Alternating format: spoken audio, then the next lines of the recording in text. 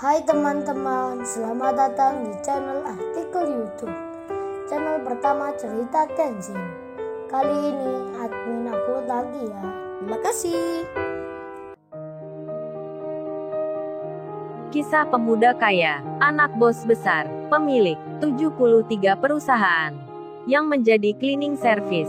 Episode 726. 10 jam di Jerman telah berlalu. Kabar baik dari Dr. Ergerika pun datang.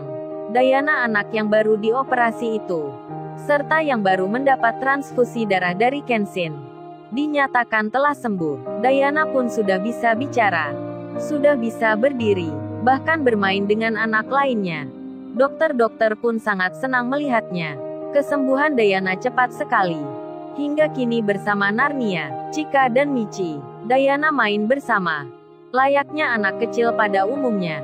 Sedang Julia telah tiba di Bandara Frankfurte, bandara internasional yang sibuk sekali. Karena pesawat yang dinaikinya berjenis pesawat pribadi, berhentinya pun berbeda dengan pesawat komersil lainnya. Begitu pula jalur jalannya. Julia pun lalu melihat pemandangan yang tak disangkanya, yang tak ingin dilihatnya. Dikira tak ada yang sama dengannya, yang memakai pesawat khusus milik papanya. Tapi malah terlihat banyak sekali pesawat yang terparkir di kanan kiri. Pesawat private jet yang berlabel perusahaan. Julia melihatnya dengan terheran. Bukan 1 atau 3 jumlahnya, tapi banyak yang terbaca olehnya. Pesawat yang datang dari negara-negara seperti Inggris, Italia, Jerman, Kanada, Prancis, Belanda, Amerika, Rusia, dan masih banyak lainnya yang ada di sini semua. Julia lalu bertanya pada papanya, "Pa, kok banyak pesawat mewah di sini? Pesawat-pesawat perusahaan dari berbagai negara. Memangnya ada apa, Pa?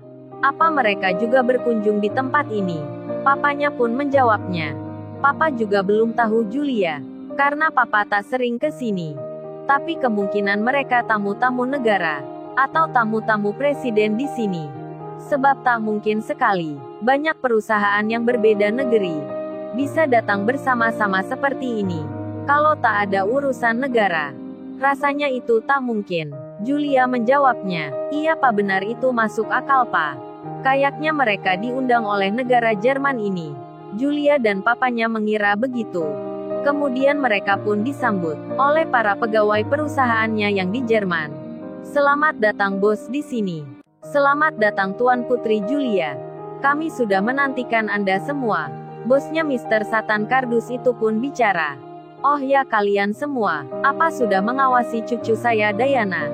Bagaimana keadaannya? Apa kalian tahu kondisinya?" Salah satunya pun menjawabnya, "Menurut informasi yang kami dapatkan, cucunya bos ada di rumah sakit yang dekat dengan bandara ini. Cucunya bos Diana, kondisinya kita tak mengetahui. Yang jelas bersama 3 anak kecil lainnya, masih berada di rumah sakit itu. Mereka belum keluar. Kita mengawasi dari semua pintunya, termasuk orang yang menculiknya, masih ada di dalam. Kita tak berani bertindak. Kita semua menunggu perintah dari bos langsung. Gimana apa bos berkenan kalau kita semua masuk ke rumah sakit itu untuk menangkap orang yang menculik Diana?" Pak Satan Kardous menjawabnya, "Jangan, kalian tunggu saja di luar. Ini saya sudah membawa bodyguard dan para jenderal polisi. Biar saya sendiri yang menangkapnya. Akan membawanya ke Australia." "Oh ya, apa kalian sudah mendapatkan kabarnya? Mendapat informasi tentang orang yang menyuruh pemuda itu? Biar sekalian kita akan meringkusnya." Anak buahnya pun menjawabnya, "Oh ini bos, kita sudah mencari tahu tentang hal itu. Tapi sepertinya salah satu pengusaha yang punya pesawat di sini adalah atasan dari pemuda itu." Pak Satan Kardus bertanya, "Terus apa kalian sudah tahu orangnya? Pengusaha dari negara mana maksudnya? Nanti kalian tunjukkan lebih jelasnya, biar sekalian kita menangkapnya. Karena sudah berani bermain api, maka harus siap terbakar dirinya. Jangan panggil Mr. Satan ini. Kalau orang itu tak bertekuk lutut nantinya, perusahaannya akan saya bangkrutkan. Bisnis-bisnisnya akan saya hentikan." Julia pun ikut bicara, "Oh ya, kalian apa sudah masuk ke rumah sakit itu? Melihat laki-laki yang menculik Diana?" Apa kalian tahu? Sekarang dia bersama siapa di sana? Salah satu anak buah papanya pun menjawabnya. Oh, itu Tuan Putri Julia. Tadi malam saya melihatnya. Dia masuk ruang operasi untuk mengobati tangannya yang terluka. Saya lihat dia sendirian, Tuan Putri Julia. Tak ada orang bersamanya. Tadi pagi pun pemuda itu tak terlihat lagi. Julia pun menjawabnya.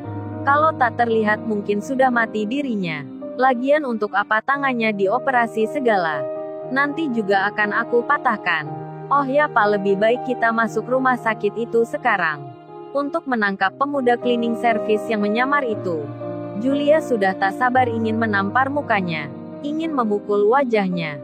Oh ya, kalian apa tahu juga tentang banyaknya pesawat-pesawat perusahaan yang landing di sini? Siapa mereka ini? Ada apa memangnya di sini? Salah satu orang di situ menjawabnya. Oh, ini Tuan Putri Julia. Saya tadi sempat bertanya pada petugas bandara di sini mengenai apa yang Tuan Putri Julia tanyakan. Mereka ini adalah bos-bos perusahaan besar yang ada di negaranya masing-masing. Katanya ke sini mau melihat seseorang. Seseorang yang dirawat di rumah sakit itu. Petugas bandara pun tak tahu siapa orangnya. Papanya Julia pun berkata, oh itu mungkin pejabat penting di Jerman ini yang mengenal mereka, atau relasi bisnis antar negara. Jadi kalau disimpulkan, salah satu dari pengusaha itu adalah bos dari pemuda tersebut. Baik-baik, nanti sekalian akan saya bongkar kedoknya di depan mitra bisnisnya semua, biar mereka tahu kalau dia penjahat. Julia menyahutnya. Oh begitu Papa, rupanya Julia kira mereka akan melihat pemuda itu. Kan dia sekarang lagi di rumah sakit juga. Maksudnya itu kalau langit tidak runtuh, kalau bumi tidak hancur, tidak akan mungkin sekali. Dia akan didatangi pengusaha dari berbagai negeri. Kalau laki-laki brengsek itu pantasnya dimasukkan ke tempat sampah. Itu baru saya percaya. Hahaha, Julia tertawa. Lalu ia melanjutkan bicara. Ayo Pak, kita ke sana segera. Julia sudah tak sabar ingin bertemu Diana. Kalau kondisi Diana semakin memburuk, Papa habisi saja pemuda itu. Nyawanya 5 kali pun tak sepadan dengan Diana. Kalian juga para bodyguard. Jangan sampai lolos dia keluar. Hidup mati dia harus ditangkap. Para bodyguardnya pun menjawabnya. Pasti kita akan menangkapnya Tuan Putri Julia. Tak mungkin dia bisa lari dari kita semua. Seorang jenderal yang diajaknya pun berkata, oh ini Mr. Satan dan Tuan Putri Julia. Barusan saya mendapat pesan dari pihak kepolisian di sini. Mereka akan datang untuk membantu mengamankan. Jadi penangkapan pemuda itu dianggap legal. Diperbolehkan oleh pihak kepolisian di sini. Saya sudah memberitahukan semuanya. Mereka pun mengerti dan akan membantu. Mr. Satan pun menjawabnya. Bagus-bagus kalau gitu. Semuanya berjalan lancar. Tak ada halangan yang menghadang. Kalau gitu kita tunggu apa lagi? Segera cari pemuda itu. Kita tangkap dan beri pelajaran. Tak peduli itu rumah sakit. Kita masuk saja. Julia dan papanya, serta para bodyguardnya, masuk ke rumah sakit itu. Mencari keberadaan Kenshin. Tak lama kemudian, Julia dan papanya mendapat telepon dari salah satu anak buahnya. Kalau orang yang dicarinya ada di lantai 10, Julia dan semua orang bersamanya itu langsung menuju ke lokasinya. Mereka segera naik lift ke tempat yang dimaksud itu. Kebetulan Kenshin pun akan turun, menunggu lift yang sedang naik ke tempatnya.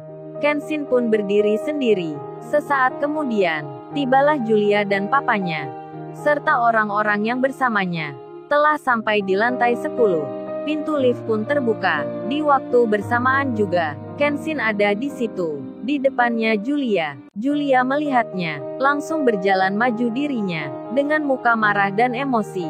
Julia menghampiri Kenshin dan berkata, "Fuck you, you bad person. Kurang ajar kamu pria yang brengsek. Ini hadiah dariku, terima ini." Kenshin ditampar Julia dengan begitu kerasnya. Lalu, bagaimana kisah selanjutnya? Subscribe channel ini untuk episode berikutnya. Terima kasih. Jangan lupa ya guys, untuk kelanjutan ceritanya ada di artikel YouTube. Jangan lupa subscribe ya guys. Dan tekan notifikasinya